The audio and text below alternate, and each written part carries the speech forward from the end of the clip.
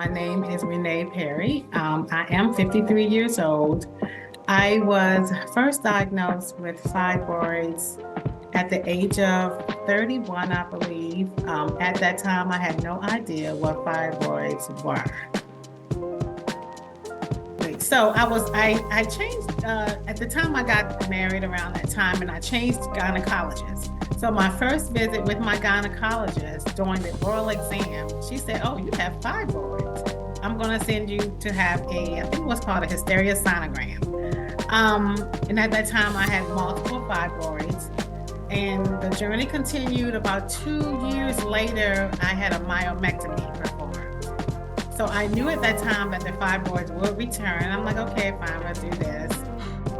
Fast forward 10 years, and nothing was done. I'm like, I have multiple fibroids. I'm taking pain medication to use during my cycles because I had extremely heavy cycles. To the point, not to be so graphic, I was wearing 2 pads. I had that much bleeding. But my gynecologist was a wait and see gynecologist. Then at about 2014, I was listening to the radio, and I heard about this procedure called uterine artery embolization. And they were just telling people, you can call here, you can meet with a gynecologist, and so to have the procedure performed. And so that's what I did. Unfortunately, I only had a slight change to the number of fibroids I had and the size of my uterus. And so I went on the following 10 years to it was 2021. And I called my gynecologist's office to determine my test results from the hysteria sonogram. And she said, well, we know about the fibroids. I didn't talk to my doctor, actually. I spoke to her assistant, let me say that. And she said it was the same. You still have the fibroids, and we noticed you have a cyst. So I started freaking out. I'm like, a cyst? I'm like, I already have fibroids, now a cyst. What does she want to do about it? And the person said, well, she just want to wait and see. So at that time, I decided to change gynecologists. And when I went to my new gynecologist the next year, I said, hey, I would like to explore a hysterectomy. So after she ran some tests, she said, well, I really can't justify you having a hysterectomy. I have a very large uterus. So, okay, so then in July 11th, 2023, I started experiencing pelvic pain. And I said, what is, and I had to really research it to find out that this was pelvic pain. And so through my research, I happened to be with my primary care provider, who was totally concerned. So she sent me to have some ultrasounds done. Of course, we know about the fibroids, and the size of my uterus was large. Then I met with the gynecologist again. By then the rectal pain had started, so it was still okay, wait and see. And so I got tired of waiting and seeing. And so back in, it must have been about April 2024, out of that, I had 2 options. Either I was going to find another gynecologist, option 1, or I was going to advocate for myself and find me a surgeon that would assess me and determine if I am a good candidate for a laparoscopic hysterectomy. And that's what I did. And during my research, I even spoke to a friend of mine who works in Montgomery County. She was a student working on her master's in nursing, and I even talked to her. So after speaking with her, I continued to do my research, and I came across the Center for Innovative GYN Care. I've never heard of this place. And so from the moment I read the homepage, I immediately felt validated and supported. I'm like, I am not crazy. Something is wrong with my body, and I'm getting tired of hearing wait and see.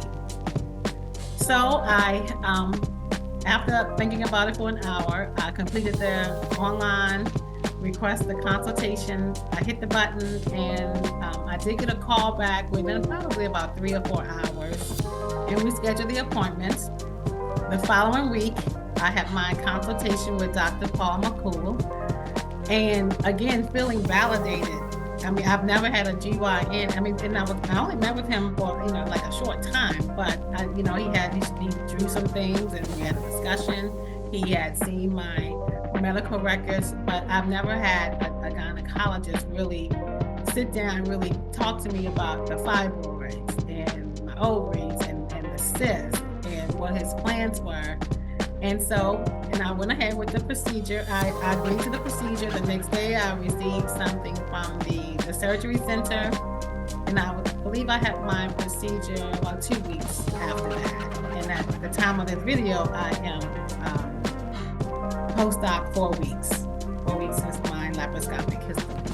Well, I had no fears or challenges. By then there was a point of readiness. I was ready to have something done. I was tired of the pelvic pain, the rectal pain.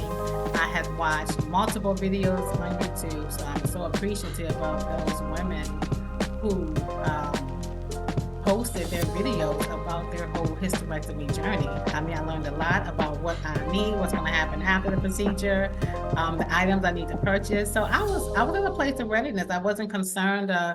I knew I would not have any emotional issues because, I've already accepted some things. I don't have children. And so I was okay with that. So I was ready.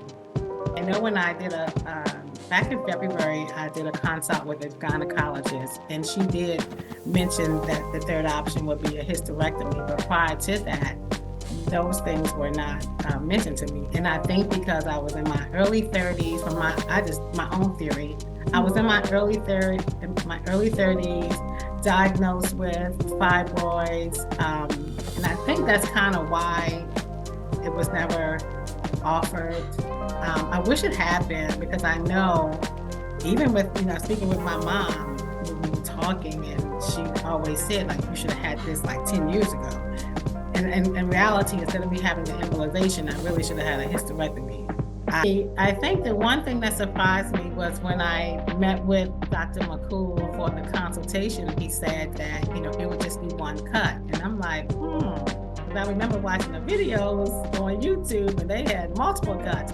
And I said, okay. And I said, I have a very large uterus. And he assured me we are prepared for that. We have performed this particular procedure on women who have enlarged uterus. So I was fine with that. The day of the surgery, I wasn't nervous. The staff was wonderful. Everything was good. The thing that surprised me was post-surgery, I had minimal pain. I never had to use a narcotic. I think I only stayed in the bed like the day after, but the second day I think I started trying to get up and walk around. I know it was recommended that I walk at least 5 minutes every hour, and I did that. I was surprised at my recovery, because I was like, wow. So by the time I got to 7 days, I'm like, okay, I feel fine, but I also know that my body did go through surgery. But yes, I was surprised at that. So I really felt great. I continued. I went back to work 2 weeks after the procedure. I worked from home, which was kind of easy for me. So yes, I was surprised at that. I was pleased. I was really blown away by the one cut. So diagnosis for any woman is to really have that conversation with your gynecologist, and to have your gynecologist review all of your options, irregardless of your age. But at the time you're diagnosed, I still think it's important for you to do your own research to determine your own options and what's best for you. For me, I think that during my 20s, and I was still going to the gynecologist every year, but that particular gynecologist never did any kind of ultrasounds on me, and I didn't have the wherewithal. I think as women, we need to make sure we educate ourselves. Once we hit 18, really educate yourself about your reproductive health, and knowing your own body, and knowing your family history. But to me, it's just about education for yourself. We're in an age now where we have the internet, and I wish I had looked at, more about the hysterectomy, but I also know that culturally there are some people who don't believe in Black women having a hysterectomy. So I've heard people say things about that, but again, it's what's best for me. It's only one me, just like it's only one them. So you have to look at all of your options, everything. I just feel different. I feel more energized. I feel like that part is done. This thing is out of me, because here is the thing. When I met with Dr. McCool last week for my three-week post-surgery point, he told me the size of my uterus. He said, your uterus was huge. Your uterus weighed 230 grams, and the average uterus is 70 grams. And so again, that was validating for me, because yes, I have said, I have this enlarged uterus, and everyone just kind of ignored my uterus and the size of it and the fibroids. And so, yes, I feel great. I feel like it was the best decision for me. It was the right decision. And I am a Christian woman, so something I prayed about. I felt like I had divine intervention to go with this, because I have a work to do. I want to fulfill my purpose, and now I feel more confident in fulfilling my purpose, knowing that I won't have the pelvic pain and the rectal pain, and I don't have to be concerned about having an incidence of postmenopausal bleeding. So I'm happy. I feel like we touched on everything. This was my journey, and one thing I wish I had done, I wish I had been more of an advocate for myself, probably in my 30s. At the time I was diagnosed with fibroids, I wish I had said, let me do my research and see what my options are. I didn't do that. I kind of waited. I kind of listened to my gynecologist and kind of waited. And then again, I thought that, and like a lot of women, we think that, okay, I'm having heavy periods. Okay, this must be normal. I am in my 30s, so maybe this is normal. And the other thing that I often heard was, and I mentioned this to my primary care provider, was when I hit menopause, my fibroids would start to shrink. Yes, mine did slightly, or only slightly, but yes. So that's the other thing that I constantly heard. So I think my attitude was, okay, let me just wait till I'm approaching menopause, and maybe they'll shrink. And then I'm like, okay, I'm a year into menopause, and okay, nothing is shrinking. I have all these other symptoms. So we pretty much touch on everything. I just would recommend that people just advocate for themselves, speak with your gynecologist, and if you feel like you're not getting the right information, definitely consult with someone else. Get that second, third, or fourth opinion.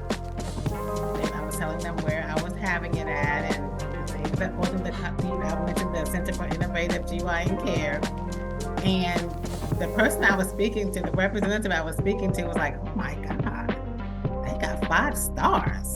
Wow, this is a great place. And I was like, okay, all right, good. I made the right decision.